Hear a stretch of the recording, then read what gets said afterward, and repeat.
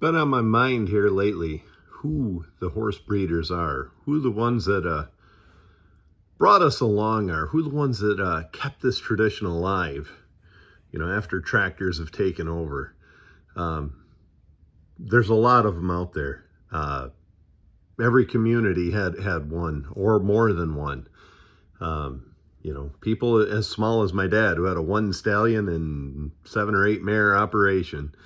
Then there's people who've had as many as 50 mares and more, and lots of stallions, somebody like the Orndorffs down to Pennsylvania, or the Alabecks.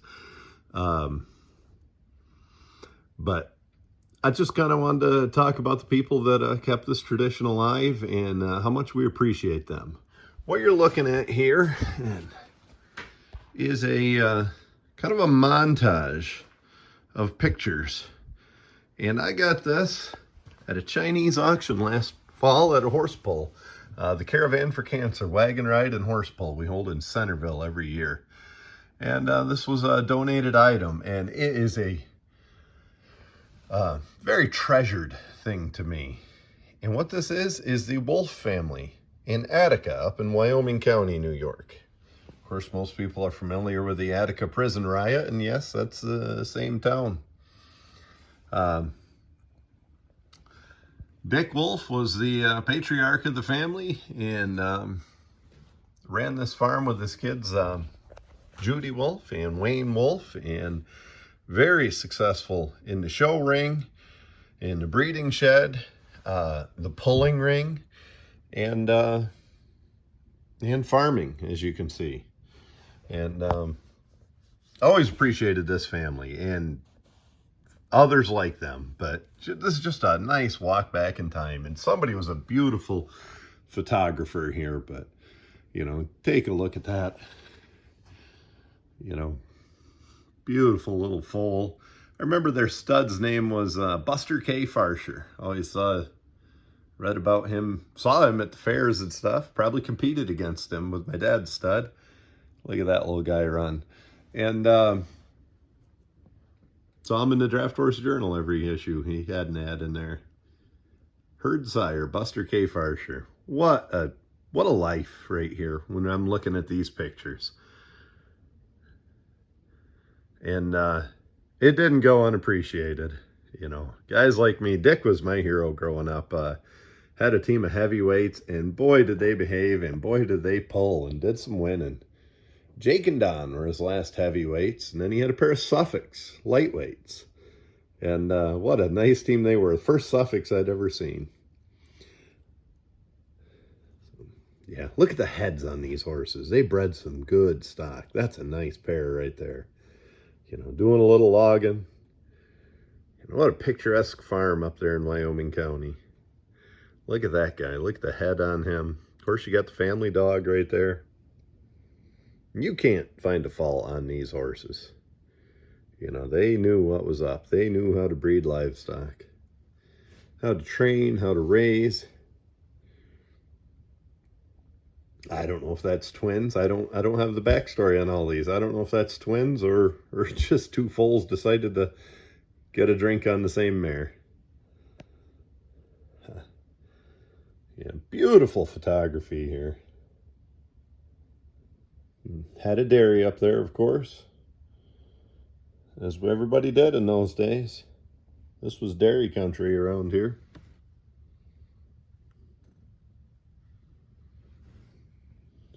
Doing a little thrashing, loading some oats on the wagon. Yeah. Boy, those are a nice type of horse right there. Look at that. That might be one of the last heavyweights Dick had. That might be Jake, the darker horse. Don was the lighter colored one. I'm not sure. There's Dick on the walking plow.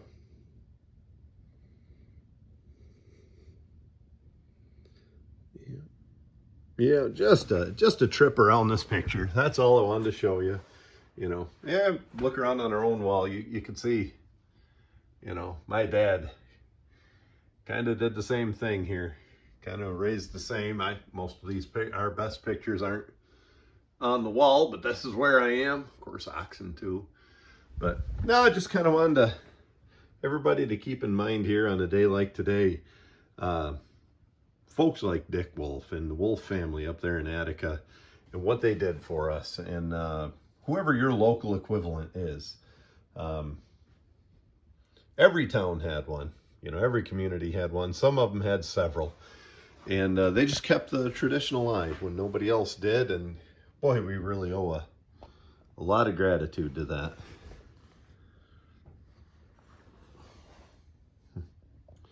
And these breeders it wasn't random. You get a look at these horses. Look at the type, look at the breed character in these horses. That wasn't random. They knew how to breed. They knew animal husbandry.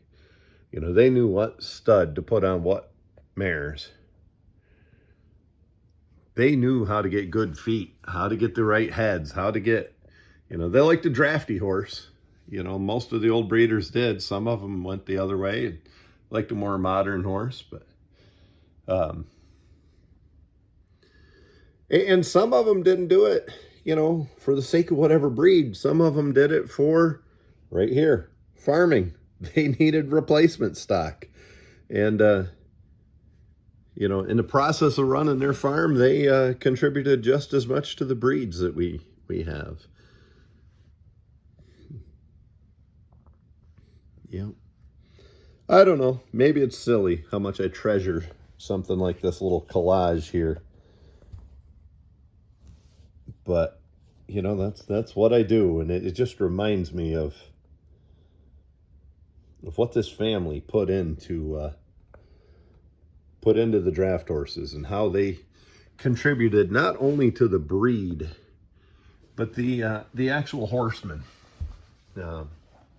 Us guys, I guess I'm probably 2 generations beyond Dick Wulf, and a generation beyond his kids, and what they contributed to me, seeing them, and the way they handled themselves, the dignity they handled themselves with, and the way they interacted with people, and never made anybody feel foolish for asking a question or being a beginner getting started.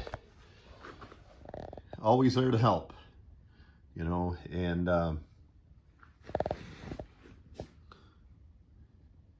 that just moved our industry along further than we could ever know. Yeah, I'm going to take you over here to our messy house. Here's another one of those breeders. That's my dad, Earl Ainsworth. And he did it more accidentally. I mean, he had a nice stud, went back to Drake's Farm Chief and Fury's Rock, and had some nice mares and crossed them, and they were mostly for our farm replacements. Bred a few outside horses, but that's what Dad did. Oh, where's the stud? There he is up there as a 2-year-old, and the mare's a 3-year-old there. And there he is that's Doc on this side there, on the off side. Probably in his 20s, late teens or 20s at that point. But no, everything that was contributed, it is cherished by us people now, and we remember that. And let's, that's my dad's stud and a mare, and actually three mares. The stud would be right in front of me there. But of course I get distracted like everybody does now. There's a picture of the Criz brothers. What a contribution they made. Of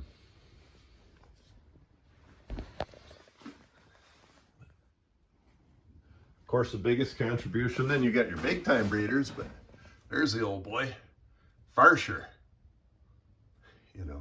But everybody's got, you didn't have to breed Farsher. You didn't have to be CG good to make a contribution. And keep that in mind with us as we're horsemen today, and the way we're presenting ourselves. And maybe somebody new is trying to get into horses and wants to go to a few plowing festivals or wagon rides or compete at a horse pull, something like that. Keep in mind the way these guys handled themselves and the way they treated you And let's pass that down, you know. I hate the cliche, play it forward, but yeah, literally, let's do that. Let's give them the same guidance and the same generosity that the families like the Wulf family, and hopefully they'll say that about the Ainsworth family. Whoever was in your area, whoever was your equivalent of the Wulf family for me, whoever they were, let's carry ourselves in the same manner that those older folks did, and the influence they had on us. Let's have that same influence on new people getting into draft horses. So, just a little ramble here today. I just saw this montage here, and I felt like I wanted to pay tribute to it. So that's what I'm doing. And coming up here, I'm working through some technical difficulties, doing some editing, but I'm going to have one of the most influential draft horse breeders there ever was is going to appear in an episode here coming up. It'll probably be Wednesday, if not Friday, before we get to it. Just struggling through some, technological issues, but we will get to it. And you're going to like that one. It's going to be a good one. It's going to be very informative, historical. It's going to be one of our better ones that we're more proud of. It's also somewhat emotional.